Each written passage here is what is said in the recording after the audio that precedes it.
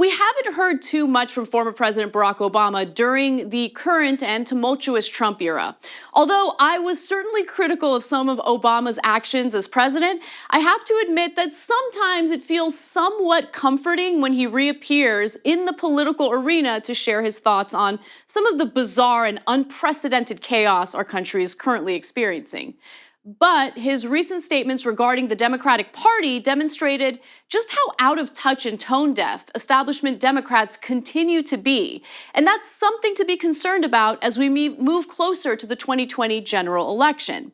During a recent event for the Obama Foundation in Berlin, the former commander-in-chief offered some of his thoughts on the rapidly growing progressive movement within the Democratic Party. And one of the things I do worry about sometimes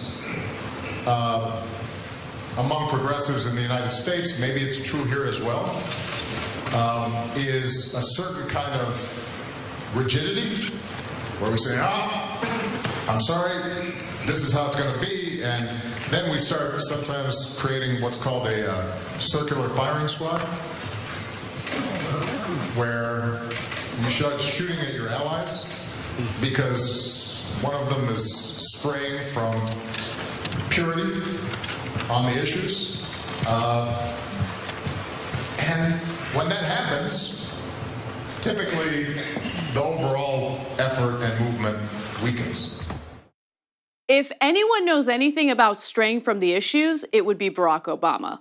Look, I think the Democratic Party is still shocked that some voters on the left who supported Bernie Sanders in the primaries didn't just tuck tail and vote for Hillary. And if they're not shocked, they're certainly still bitter.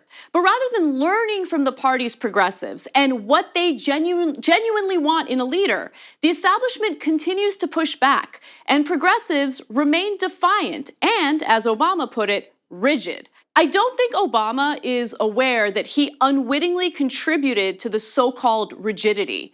I can understand the demands of these voters because I identify with them. Their insistence on pushing Democrats to the left comes from the fact that voters don't want to fall for candidates that just slap on a progressive label and then run the country as centrists once they're voted into office, like Obama did. You see, Obama ran as a progressive. He overpromised, and he certainly underdelivered. He ran a campaign in 2008 on the promise of hope and change. Si se puede, or yes we can, was his slogan, and there was a daunting list of societal ills he promised to remedy. For instance, he said he would eliminate oil and gas tax loopholes. He didn't. He said he would close Guantanamo Bay. He didn't.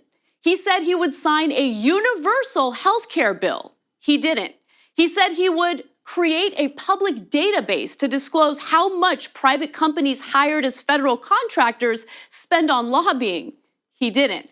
He said he would close loopholes in the corporate tax deductibility of CEO pay. He didn't. He said he would create a foreclosure prevention fund of $10 billion for homeowners. He didn't. He said he would create a $60 billion bank to fund infrastructure projects to improve the country's roads and bridges. He didn't. He said he would sign the Employee Free Choice Act to make it easier for workers to unionize. He didn't. PolitiFact put together a fun pie chart to help voters visualize how many campaign promises Obama kept, broke, and compromised on. He kept less than half of his promises, which is actually much higher than I would have guessed.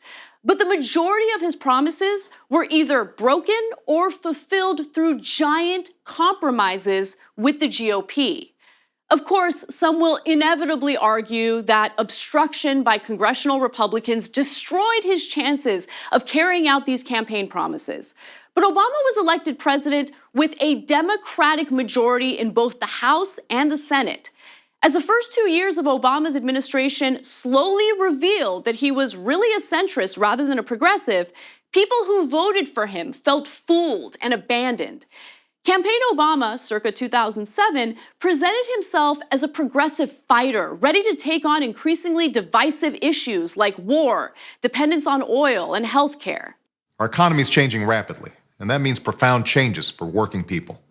Many of you have shared with me your stories about skyrocketing healthcare bills, the pensions you've lost, and your struggles to pay for college for your kids. Our continued dependence on oil has put our security and our very planet at risk. And we're still mired in a tragic and costly war that should never have been waged. Now, we all know that Obama didn't stop George Bush's foreign policy. In fact, Obama expanded on Bush's foreign policy. When Obama formally announced his candidacy for the 2008 general election in Springfield, Illinois, he made it seem like he would approach immigration and racial tension in America with a compassionate and unifying message. I know that I haven't spent a lot of time learning the ways of Washington, but I've been there long enough to know that the ways of Washington must change.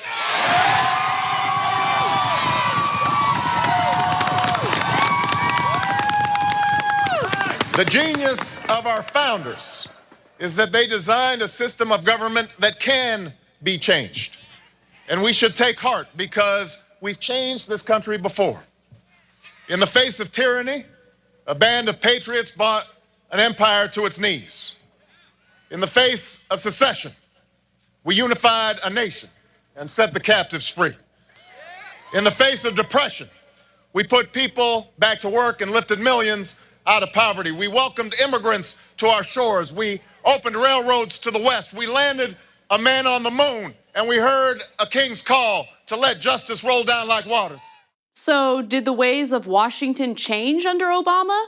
Did he unify a nation? Did he welcome immigrants to our shores? If you were paying attention to his 8 years in office, you'd know he was dubbed the deporter-in-chief. And according to The Nation, he actually grew the federal budget for immigration enforcement 300%. Also, an increasing number of migrants were charged and channeled into federal prison before their expulsion. Within 2 years of coming into office, Obama doubled the number of people being prosecuted for re-entry. He essentially laid the groundwork for someone like Trump to come in and treat immigrants as viciously as he does. Obama's speech at the Democratic National Convention in 2008 gave his base hope that he would help grow and stabilize the middle class, as well as restore the educational opportunities that were once financially attainable for anyone who wanted it. We meet at one of those defining moments. A moment when our nation is at war, our economy is in turmoil, and the American promise has been threatened once more. Tonight, more Americans are out of work, and more are working harder for less. More of you have lost your homes, and even more are watching your home values plummet. More of you have cars you can't afford to drive, credit cards, bills you can't afford to pay, and tuition that's beyond your reach. Now, these challenges are not all of government's making, but the failure to respond is a direct result of a broken politics in Washington and the failed policies of George W. Bush. All those problems that Obama highlighted were problems he promised to fix. Today, Americans carry record consumer debt due to stagnant wages, adjusted for inflation. The nation's students are drowning in student loan debt. In fact, back in 2008, it was around $627 billion. 10 years later, we're now dealing with $1.5 trillion. That's a 144% change. He even mentioned how Americans couldn't afford cars. Well, in 2008, outstanding auto loans were around $798 billion. Now that number is up to $1.13 trillion. Obama wasn't all bad. But many of his successes have been deemed incremental changes that simply didn't go nearly far enough in improving Americans' lives. The Affordable Care Act offers incredibly important protections for pre-existing conditions. But what good is that protection if you can't afford to buy private insurance for you and your family? Employment numbers improved under Obama, that's true. But many of the jobs don't pay enough, which is why the Federal Reserve reported that 40% of Americans can't afford a $400 emergency. Now, there was part of Obama's recent appearance that I do agree with, so let's take a quick look at that. You have to recognize that the way we've structured democracy requires you to take into account people who don't agree with you. And that, by definition, means you're not going to get 100% of what you want. But you should take some time to think in your own mind and continually refine and reflect, what are my core principles? Because the danger is if you don't know what your principles are, that's when you compromise your principles away. So you have to know ahead of time, here's what I'm willing to compromise on, here are the things that I'm not. You can't set up a system in which you don't compromise on anything, but you also can't operate in a system where you compromise on everything. Look, I actually agree with some of what Obama said there, and I do think it's important for all of us as voters to take a step back and think about the issues that matter the most for us. Although politicians and the media like to think of progressives as a monolithic group, there are certainly some differences among us, which was clear in the reaction to my Tulsi Gabbard video. But overall, progressives are done compromising their values. They're done taking politicians' campaign promises at face value. We're paying attention, looking into voting records, campaign funding, public statements, cable news interviews, and anything we can get our hands on so we don't end up unwittingly compromising our values by voting for the wrong candidate in the primaries. Because that's what the primaries are for, to choose the right leader to represent your best interests in the executive branch. Feeling like a fool for falling for the wrong guy isn't so fun. I should know. I voted for Obama. Obama might think progressives are engaging in a circular firing squad, but I'd argue that establishment Democrats are doing a great job destroying themselves. When polling in the country shows the vast support for single-payer health care, paid family leave, free or affordable tuition, and policies that protect the environment, candidates are only hurting themselves if they take the corporate or corrupt route to deny voters what they really want.